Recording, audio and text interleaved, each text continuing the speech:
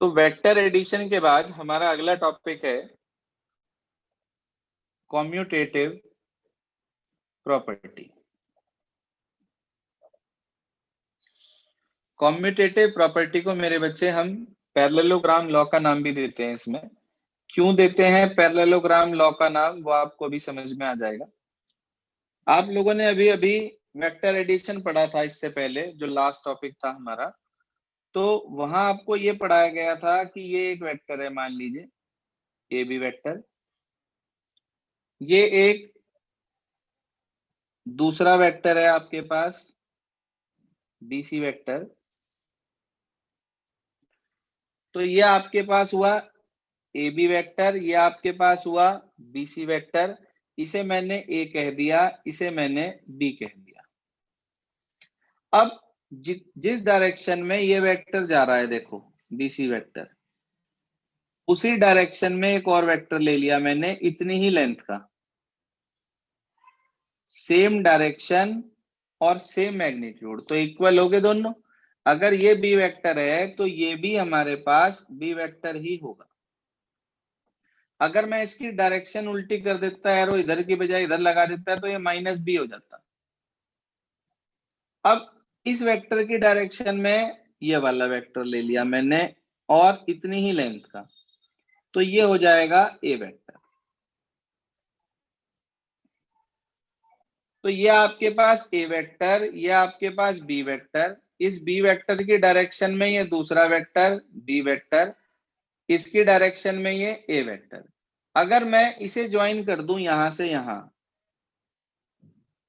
तो आप इस ट्राइंगल के अंदर देखो, पहले एबीसी के अंदर, तो आपने देखा पहले था ए, बाद में था बी, तो इसका रिजल्टेंट हुआ ए वेक्टर प्लस बी वेक्टर। अगर मैं इसे यहां ना लगाकर इस ट्राइंगल में लगाऊं, तो पहले हमारे पास है बी वेक्टर, बाद में हमारे पास है ए वेक्टर, तो ये इक्वल हो जाएगा B vector plus A vector. तो इसका मतलब ये हुआ कि एसी वेक्टर की ही दो वैल्यू आ गई, ए प्लस बी और बी प्लस ए। तो इसका मतलब ये दोनों आपस में इक्वल होंगे। तो कहने का मतलब ये हुआ कि आप ए में बी जोड़ लो या बी में ए जोड़ लो, रिजल्ट आपको दोनों पे हमेशा सेम मिलेगा। क्या मतलब है इस बात का कि अगर मैं देखूं ट्राइंगल एबीसी को, तो उसके अंदर एसी वेक्टर इक्वल है ए वेक्टर प्लस बी वेक्टर के। और अगर मैं देखूं ट्राइंगल, इसे डी नाम दे दिया एडीसी को, तो उसके अंदर एसी वेक्टर की वैल्यू है B vector plus A vector. ये भी एसी वेक्टर है, ये भी एसी वेक्टर है, तो हम ये कह सकते हैं it implies A vector plus B vector is equal to B vector plus A vector. इसको बोलते हैं कॉम्यूटेटिव प्रॉपर्टी। जैसे आप नेचुरल नंबर में पढ़ा करते थे, 1+2 और 2+1 सेम देता है आपको, तो 1+2 2+1 सेम रिजल्ट देता है। ऐसे ही वेक्टर्स में भी ए प्लस बी और बी प्लस ए आपको सेम रिजल्ट देता है। तो हम ये कह सकते हैं कि vector addition holds commutative property.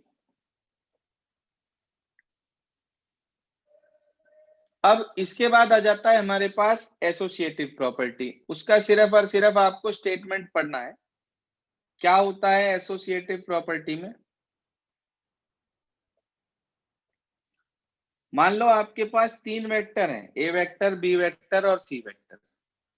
तीन वेक्टर्स आपके पास है मान लीजिए, तो याद रखना दो को ऐड करके अगर उसमें तीसरा जोड़ दें या बाद के दो को ऐड करके उसमें पहला जोड़ दें, तो रिजल्ट हमेशा सेम आता है। कहने का मतलब ये हुआ कि ए प्लस बी में सी जोड़ दें या ए को बी प्लस सी में जोड़ दें, तो रिजल्ट आपको हमेशा सेम मिलता है। यानी कि vector addition holds associative property also. जो वेक्टर एडिशन है वो एसोसिएटिव प्रॉपर्टी को भी होल्ड करता है। ये आपके पास हुई कॉम्यूटेटिव प्रॉपर्टी और ये आपके पास हुई एसोसिएटिव प्रॉपर्टी। इसके बाद अगला टॉपिक आपने जो नोट करा है वो है जीरो वेक्टर।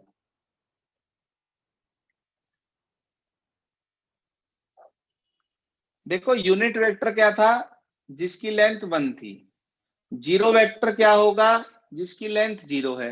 लेंथ 0 कब होगी, जब इनिशियल पॉइंट और फाइनल पॉइंट कोइंसाइड कर जाए, यानी कि डॉट के रूप में आ जाएगा आपके पास इस तरीके से। तो हम ये कह सकते हैं वो वेक्टर जिसका इनिशियल और फाइनल पॉइंट यानी कि इनिशियल और टर्मिनल पॉइंट दोनों का सेम हो जाता है, उसको हम जीरो वेक्टर का नाम देते हैं और उसको जीरो वेक्टर से रिप्रेजेंट करते हैं। याद रखना, जीरो वेक्टर इक्वल होता है हमारे पास 0i plus 0j plus 0k, ये होता है हमारे पास। इसको हम बोलते हैं जीरो वेक्टर।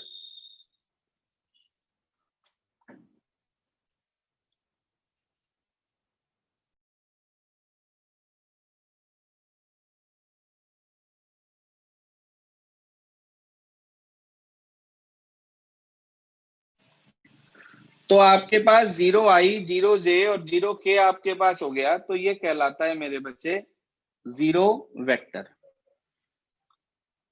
याद रखना एक और पॉइंट इसमें नोट कर लें, इसमें लिखा नहीं हुआ है कि अगर कभी भी किसी भी वेक्टर का अगर कभी किसी भी वेक्टर का हमारे पास मैग्नीट्यूड 0 हो जाए तो इसका मतलब ये होगा इट इम्प्लाइज ए वेक्टर एक जीरो वेक्टर है एंड वाइस वर्सा।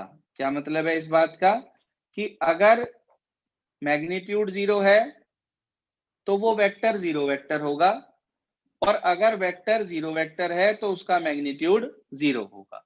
ये दो कंसेप्ट हमारे पास इसके अंदर मेन है जो आपको अपने पास लिख लेने हैं, कि अगर मैग्नीट्यूड 0 तो वेक्टर जीरो वेक्टर, और अगर वेक्टर जीरो वेक्टर तो उसका मैग्नीट्यूड 0। ये नोट कर लेना अपने पास, इसमें लिखा नहीं हुआ है। इसके बाद अगला टॉपिक है आपके पास multiplication of a vector by a scalar.